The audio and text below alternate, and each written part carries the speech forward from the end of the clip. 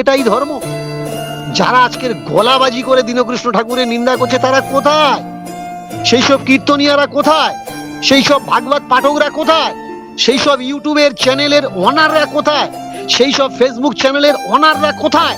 আমি তো পুরো শ্রাবণ মাস তাদের চিৎকার করে করে ডাকছি যে এসো, আমাদের সঙ্গে বসো, আলোচনা করো, আর প্রমাণ দাও যে ধর্মে এই নোংরা গ্রন্থে এই নোংরা গল্পগুলো থাকা উচিত নাকি বের করে দেওয়া উচিত। ভগবান শ্রীকৃষ্ণ যে সনাতন জ্ঞান অর্জুনকে দিয়েছেন সেই দ্বাপর যুগে, সেই সনাতনকে প্রতিষ্ঠা করার দরকার, নাকি বর্তমান যে সনাতন ধর্ম মনুস্মৃতিকে মান্যতা দেয়, যে মনুর ঘৃণ্য জন্ম, তার বাবা মা ভাই বোন বললেও হয়, তার বাবা মা ছেলে মেয়ে বললেও হয়, যে জন্ম দিয়েছে সে তার সঙ্গে সহবাস করে পুত্র উৎপাদন করছে, তার নাম মনু, আর তার থেকে নাকি মানুষের জন্ম হয়েছে। এ কিরকম কনসেপ্ট? তাদের আসার দরকার, তাদের বোঝার দরকার।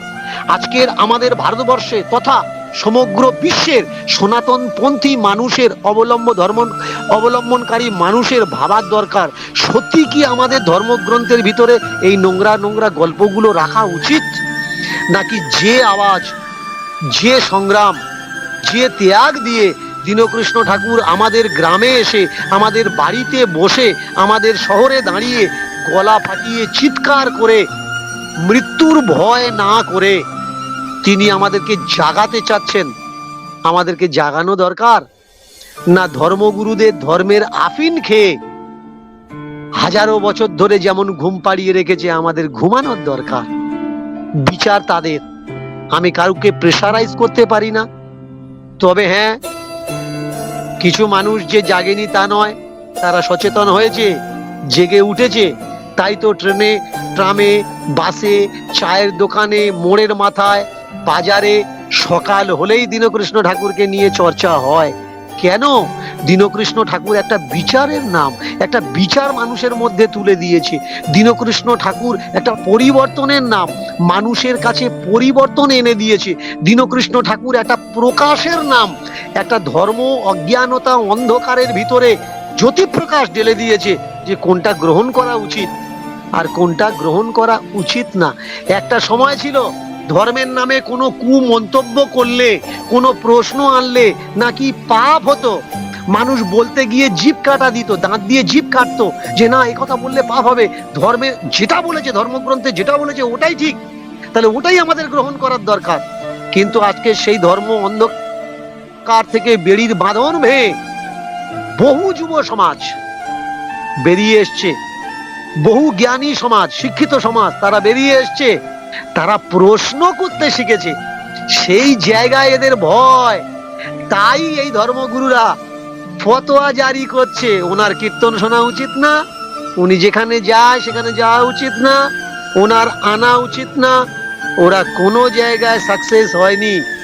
আমি চ্যানেলের মাধ্যমে আজকের প্রত্যেকটা সদস্যকে, প্রত্যেকটা ভক্তকে এই কথা যতদিন ইন্টারনেটে থাকবে, যে যে ব্যক্তি শুনবে, প্রত্যেককে আমি কথা দিচ্ছি, আমার একটা লেখ আছে, সেই লেখ আমি আবার শোনাচ্ছি, আর সেই লেখ অনুপাতে আমি কাজও করে যাচ্ছি, আগামী দিনে করব। মাথায় কফন বেঁধেছি, ভয় আমার নেই।